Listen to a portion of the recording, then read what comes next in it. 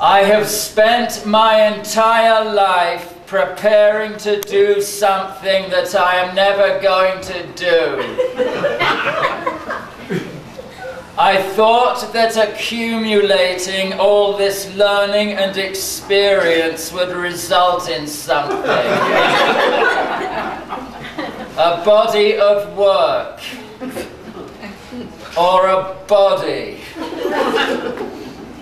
While neglecting to take into account that I might actually have to do something to achieve that end.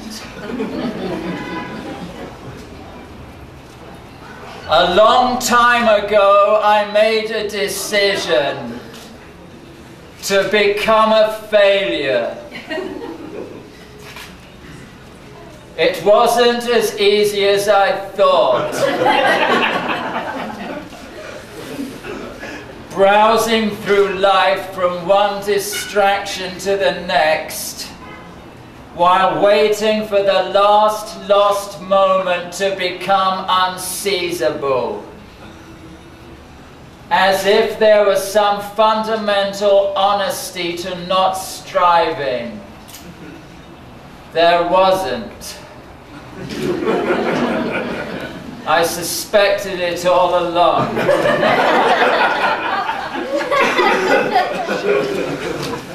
It would be a relief if I could resign myself to unproductivity and simply exist unburdened by this tiresome need to produce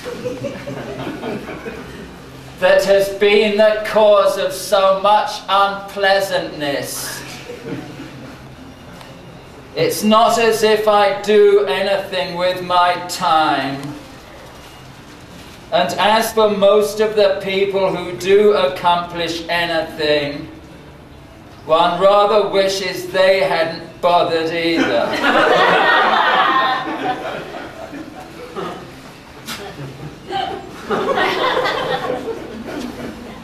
To do nothing in this day and age, when so much pointless work is being produced, could almost be considered an achievement.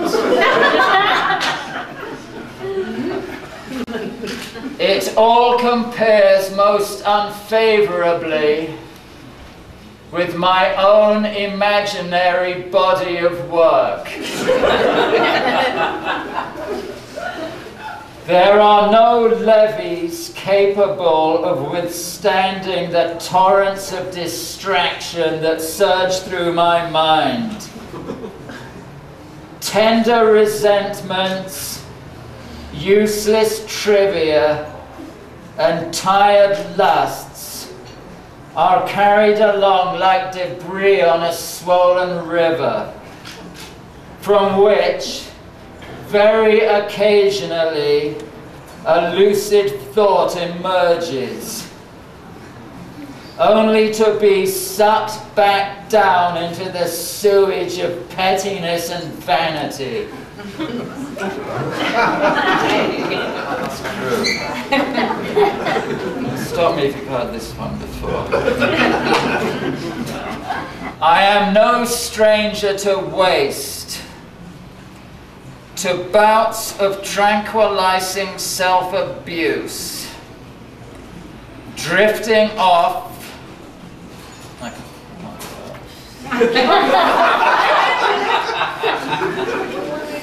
I can't go on. No, you're going to get your money's worth tonight.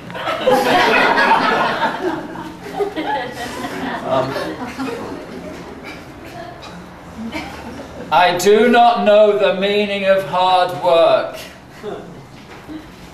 but I know what it means to adhere to a schedule of diligent work avoidance, as if it were a regular job. A strict routine of wandering around and lying down and brooding over wasted time. I don't like to mix business with anything, least of all pleasure.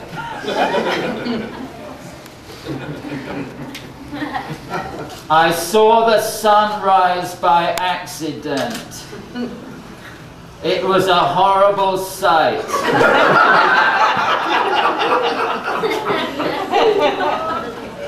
Annoyed by its splendor, I sought refuge in a moist pillow and lay there alone at the dawn of another day that brought me closer to death, pondering the vanity of my solitude and the tiresome inevitability of waking up again the same person. It might still be possible to change, but obstinately I remain the same, hoping that others might take solace in my consistency. But perhaps they take no solace in it. Perhaps they too find it tedious.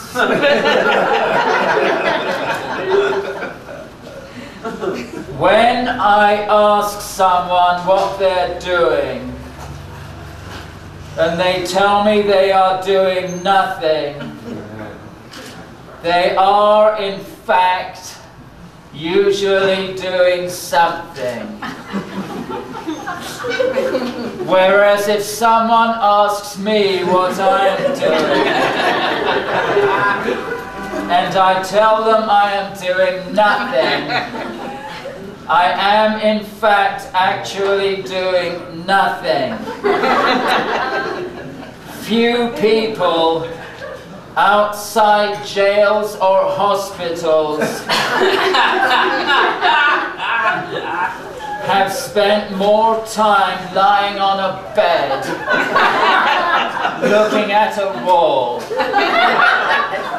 or on a sofa, or in a chair, or on a floor, or looking at a floor, or a ceiling, or with eyes shut.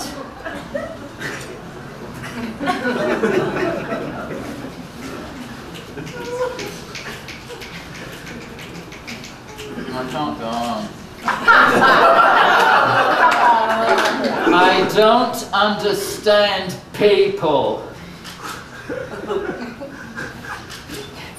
who claim that they have no regrets in life, who insist, out of gratitude, pride, or ignorance, that they wouldn't want to change a thing. My life is a raging river of regret, flowing into a sea of shame. There is very little I wouldn't do differently if given a second chance. Regret was something I worked towards, something I felt I had to earn. And now, naturally, I regret that too. Let's go out on a positive note.